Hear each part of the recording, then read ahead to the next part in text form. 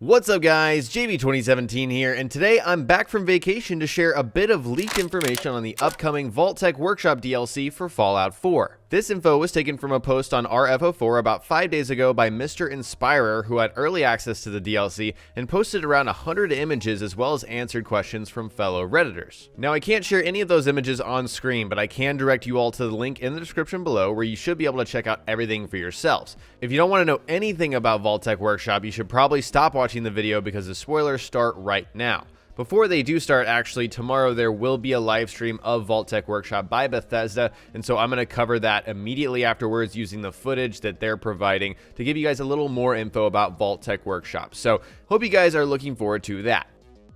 The first images of this leak are all about how you start and begin this DLC, and it pretty much starts the same way that all other DLCs start, with a quest or a radio, or in this case, both. So first off, when you do load up the game with this DLC, you're going to get the Vault-Tec calling quest. We don't know if there's going to be a level requirement, but since Wasteland Workshop didn't have one, most likely we're not going to have one for this one. However, this is tied to a quest, so maybe a little different. We'll have to check that out. But we'll start with the quest, and that'll ask us to tune into the Vault 88 radio beacon radio signal. So once you tune to this frequency, I'm sure that'll lead us to the location, and we already know where it is. It's actually located in the Quincy Quarries, which is pretty much the southeastern part of the map. It's a little bit difficult to reach early on in the game, especially if you're on survival mode. This is not going to be an easy place to get to before, let's say, level 10, and even on normal, it's a little bit difficult unless you sneak to it. So it is going to be kind of difficult to get to, but once you get to it, you will find it, and you'll have to fight through that quarry area through some raiders in order to get to the location. And as far as we know, what was indicated through this leak and the person who posted it, this is the only vault location. However, it is really cool. The buildable space is massive, and it was described as being as large as Blackreach in Skyrim, which is a huge, absolutely massive open cave area within that game.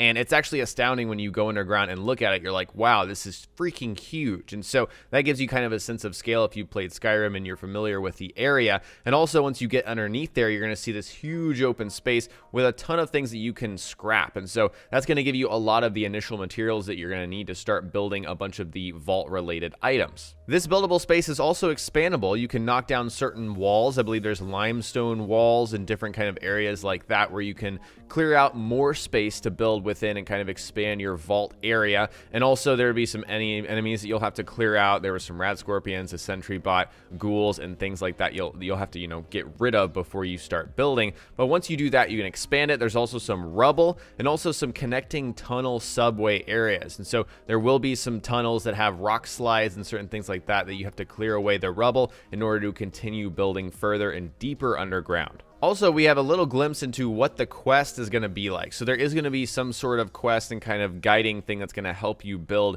your first vault, and it's going to be through an overseer. So there's actually a ghoul inside named Overseer Barstow that's going to help you kind of oversee the operations. And by talking to her, she actually tells you a little bit about experiments. And unfortunately, this is pretty much all we know, the extent of what we know about experiments. So the Soul Survivor asks her about experiments, and then she says they're ingenious devices that will improve the efficiency and health of a community. She goes on to say that experiments are prototypes with design flaws, but nothing that can't be fixed, and then also asks the Soul Survivor to run prototype experiments for her while she manages the mundane day-to-day tasks of vault management. So you could say that there is some kind of overarching plot going on with this. There is a little mini quest that's going to be accompanying this $5 DLC, and if we think about Automatron, that had about 3 to 4 quests going on there with some robot building. Wasteland Workshop was literally just Wasteland items. You know, you could build cages and arenas and stuff like that, but no real quest. There is going to be some kind of quest going on with this DLC. Mr. Inspirer, the person who made the Reddit post, also responded to a comment letting us know a little bit more about experiments, saying that he got a little bit through the quest line,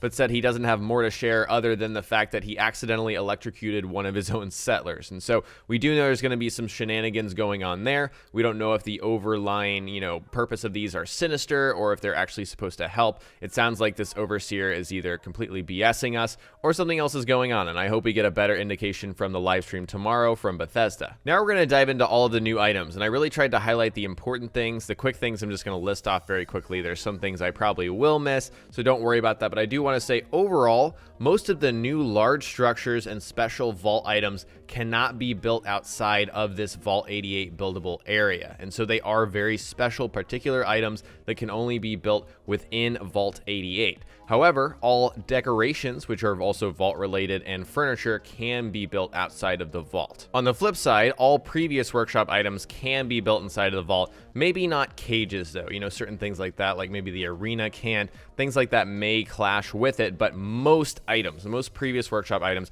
can be built inside the vault. You're not confined to only a certain amount of items or certain type of items to build within the vault. All right, so first we got to look at different kinds of planters for different kinds of food. So instead of placing down a garden plot and individually placing down like a bunch of carrots, you can just build a carrot planter, and not just carrots. There are different kinds of planters involved in this DLC as well that you can build inside of your vault, which is pretty cool. Also underneath resources are miscellaneous items like the barber chair. So the barber chair produces happiness and it requires somebody to operate it. So this is like a job, and there's a way to kind of assign settlers to jobs that we'll talk about in just a second here. Also under miscellaneous, you'll find the surgery chair, which allows you to alter the appearance of your soul survivor. So I know a lot of people like to kind of change the way their soul survivor looks throughout a playthrough. You can absolutely do that by altering your appearance with the surgery chair within your vault. There's also the training bike and the pommel horse, and I'm not sure if these items are within this category. They might be underneath furniture with the weight bench, which is something we'll talk about. But the training bike and the pommel horse, these remind me a lot of Fallout Shelter, because in that game you would train your settlers and increase their special stats. But as we know, special stats don't really have meaning for anybody except for the actual player within Fallout 4. And so there's no point in training the special stats of your, settlers. It doesn't make sense. And so I don't know what the purpose of these are. We didn't actually get to see the item being placed down, so we don't know. If I had to guess, they probably produce happiness or they're related to experiments. Next, under the special category, which is where you find the robot workbench for Automatron, I believe that was the only other item before now, is the Vault 88 Overseer's desk. And I think this is where you're going to be able to manage your settlement through a specific computer that we're going to talk about a little bit later.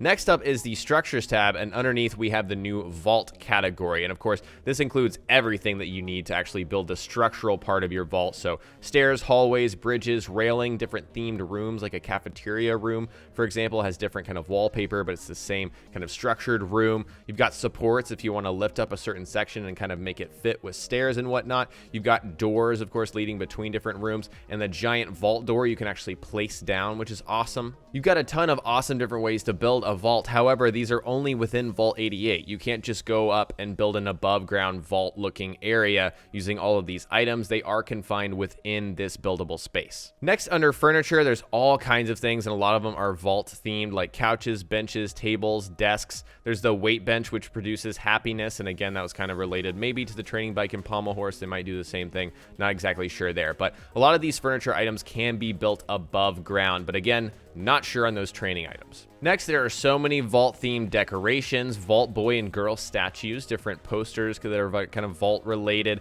different signs you can put above doors, very similarly to the setups that we already have in all of the vaults in the game. There's a Christmas tree, different lighting things, and all stuff like that. Also underneath power is the Vault-Tec population management system. This is how you're going to control your vault as the overseer, and I believe this is built into the overseer's desk. Maybe not sure on that, but you can do three things from this computer interface. First, you can find jobs for unemployed. You can assign settlers to certain jobs, like the barber chair, for example. Anything that requires a person you will need to assign. And then vocational overview is another option. I don't know what that is. Maybe a description of jobs. Not 100% on that. But next is the VIP tracker. So you can go through and actually track your companions through the game instead of using an external mod like you had to before. Finally, a way to track your companions. You can do them all together, individually. It's really kind of robust, but you are confined, as far as I know, to this computer. So you have to go to the vault in order to track your companions and turn that on and off. I thought that was a little bit weird, but maybe that's the only workaround that they had available for us. Also, we have new items under defense. So things like control posts, security desks, and guard posts, will be able to place some settlers there, and they will be able to defend our vaults. A lot of people have been asking, are our vaults going to be attacked? I think it's pretty much confirmed, since we saw in a trailer that raiders were attacking our vault. It would be a little misleading if,